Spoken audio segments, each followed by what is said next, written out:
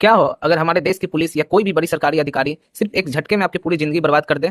और उससे भी बड़ा सवाल, अगर कल को आपके साथ ऐसा हो गया तो आप सरकार के इस अत्याचार के खिलाफ किससे लड़ेंगे? इसी अत्याचार से आपको बचाने के लिए काम आता है अनुच्छेद 32। अनुच्छेद 32 यानी संवैधानिक उपचारों का इलाज, राइट टू कॉन्स्टिट्यूशनल रेमेडीज।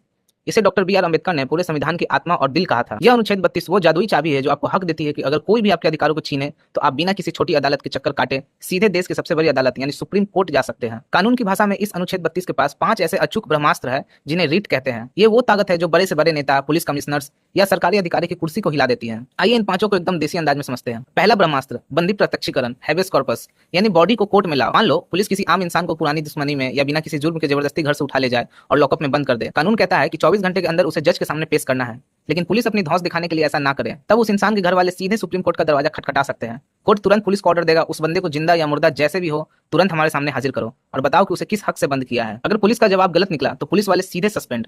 दूसरा ब्रह्मास्त्र, परम आदेश, मैंडेमस, यानी अपना काम ढंग से करो। सोचो आप किसी सरकारी दफ्तर में अपना कोई जायज काम कराने गए, जैसे जमीन का कागज या कोई सर्टिफिकेट। वहां का अफसर आपसे रिश्वत मांग रहा है या कुर्सी पर बैठ के बस चाय समोसे तोड़ रहा है और महीनों से आपका काम अटका रहा है। आप कोर्ट जा सकते हो। सुप्रीम कोर्ट इस अफसर को सीधे ऑर्डर देगा, बेटा जिस काम के लिए तुम्हें जनता के टैक्स से सैलरी मिल रही है वो काम तुरंत करो वरना नौकरी से हाथ धो बैठोगे। ये ऑर्डर मिलते ही अफसर के पसीने छूट जाते हैं। बॉस, सरकारी सिस्टम की ऐसी पोल खोलने वाले और आपके अधिकारों की बात करने वाले वीडियो बनाने में बहुत मेहनत लगती है। अगर आप भी एक जागरूक नागरिक बनना चाहते हो तो अभी के अभी इस वीडियो को लाइक करें और अपने दोस्तों के साथ शेयर करें और चैनल को तुरंत फॉलो एंड सब्सक्राइब करें ताकि ऐसा कड़क कंटेंट आपसे कभी मिस ना हो। चलिए बाकी के 3 ब्रह्मास्त्र देखते हैं। तीसरा ब्रह्मास्त्र, प्रतिषेध, प्रोहिबिशन, यानी रुको, यह तुम्हारी औकात से बाहर है।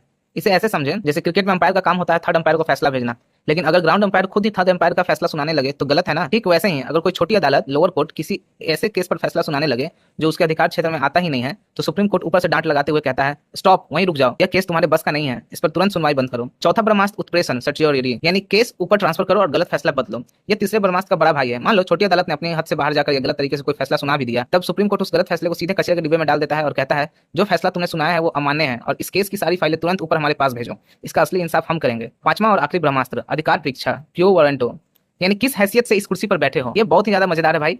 मान लो किसी सरकारी नौकरी के लिए कोई खास डिग्री चाहिए या कोई नियम है, लेकिन कोई नेताजी का रिश्तेदार फर्जी तरीके से या बिना क्वालिफिकेशन के जुगाड़ लगाकर उस सरकारी कुर्सी पर आकर बैठ जाता है। जब सुप्रीम कोर्ट को यह पता चलता है तो कोर्ट उसे उस बंदे का कॉलर पकड़कर पूछता है, हु आर यू, तुम किस हक या हैसियत से इस कुर्सी पर बैठे हो, साबित करो। अगर वो बंदा साबित नहीं कर पाया तो उसे उसी वक्त लात मारकर नौकरी से निकाल दिया जाता है। तो भाई ये है वो 5 ब्रह्मास्त्र जो हमारे देश के लोकतंत्र को बचा कर रखते हैं और एक आम इंसान को भी राजा जैसी ताकत देते हैं। आपको इनमें से कौन सा ब्रह्मास्त्र सबसे कड़क लगा कमेंट में जरूर बताना।